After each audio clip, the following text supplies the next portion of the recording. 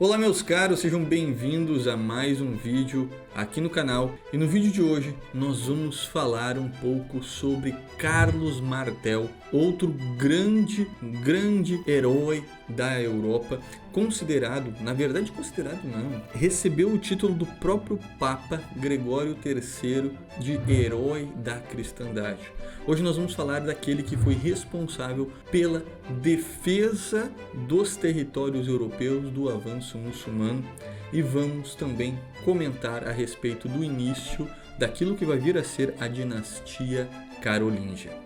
Então, meus caros, o contexto da vida, o século de Carlos Martel é o século VIII, tá? Do ano 701 até o ano 800. Durante esse século VIII, nós podemos dizer assim, ó, que tudo estaria a caminho da ruína, tudo estaria ao caminho da destruição. Carlos Martel, martelo em francês, então era Carlos Martelo, porque ele não usava uma espada, ele usava um martelo de guerra gigante, né?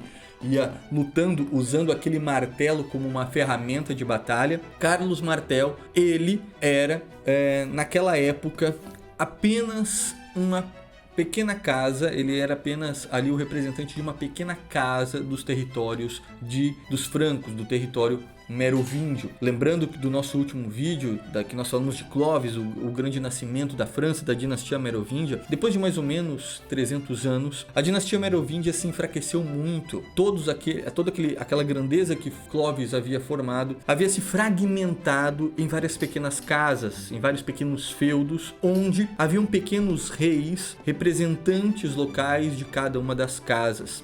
Porém, no século VIII, todos esses reis, eles estavam muito fracos, eles não exerciam mais um papel forte de batalha, de expansão, de vitória, eram muito mais um papel figurativo, as casas estavam abandonadas, eles não se preocupavam muito com as coisas e permitiam que quem governasse no lugar deles era aquilo que nós chamamos de mordomos, né? Hoje o mordomo, quando a gente fala a palavra mordomo, lembra aquela pessoa responsável pelo cuidado da casa, um empregado, né? Um homem que gerencia a casa, enfim, uma espécie de garçom.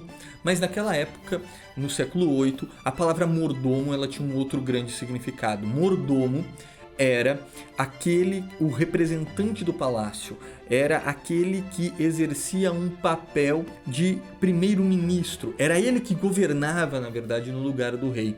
E os mordomos, eles tinham um papel muito mais efetivo de governo do que o próprio rei.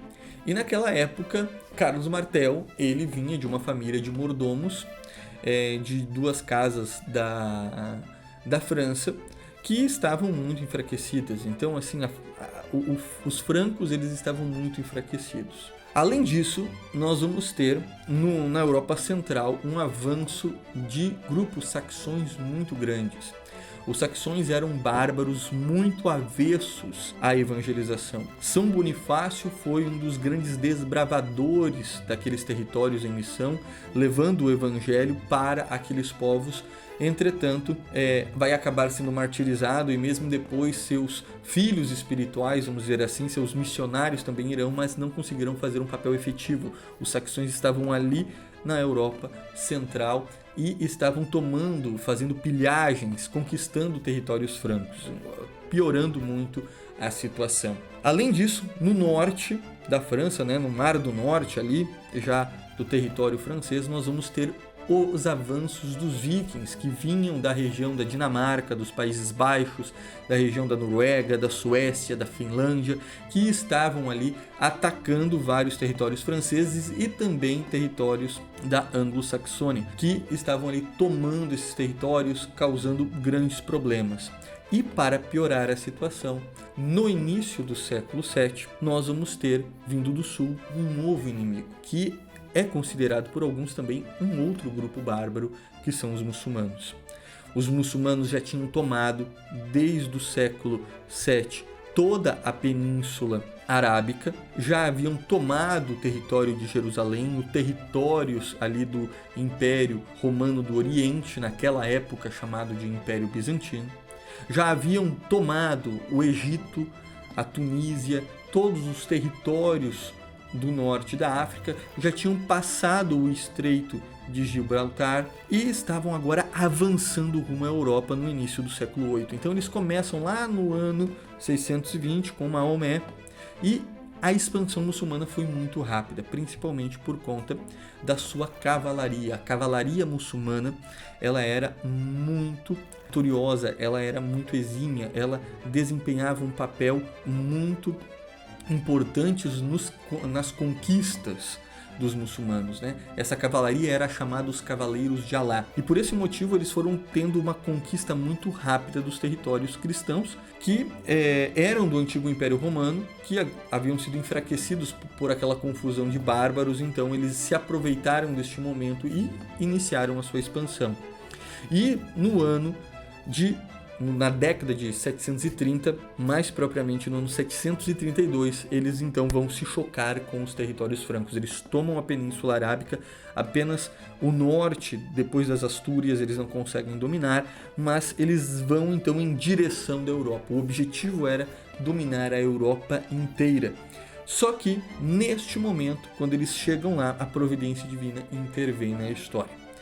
Carlos Martel, que não era um rei, que era ali um mordomos, né, que estava desempenhando este papel ali de primeiro-ministro, ele vai unir todas as casas francesas, vai unir todas aquelas famílias e vai dizer o seguinte: olha, ou a gente luta contra este povo que vai nos dominar, vai nos derrotar, vai nos destruir, e a gente vence eles ou morre tentando, porque não tem como nós permitirmos que eles tomem tudo de graça, tudo aquilo que nós conquistamos, tudo aquilo que nós lutamos, que os nossos ancestrais, que Clovis formou. Então, Carlos Martel, ele começa a desempenhar um papel de unificador daquelas casas. Ele começa a ser reconhecido como um grande líder. E então, na Batalha de Poitiers, no ano de 732, ele vai para a luta contra os muçulmanos, os quais era certo que a vitória seria dos muçulmanos. A cavalaria era muito mais organizada, o poder bélico era maior, o poder de guerra, as armaduras, todo o papel da organização militar, as estratégias militares. Os muçulmanos eram muito melhores do que os francos. Entretanto, a questão é que Deus estava do lado de Carlos Martel. E quando eles vão para a batalha, Carlos Martel, com uma coragem e uma grandeza gigantesca, faz com que seu povo também adote esta coragem, essa força, essa virilidade de fortaleza, e eles vão para uma batalha, mesmo sabendo que a possibilidade da derrota era muito maior. E isso impressiona os muçulmanos, fazendo com que os muçulmanos eles fiquem até meio perdidos. Eles não esperavam que a batalha seria tão dura. Ela vai durar dias, né, de batalha.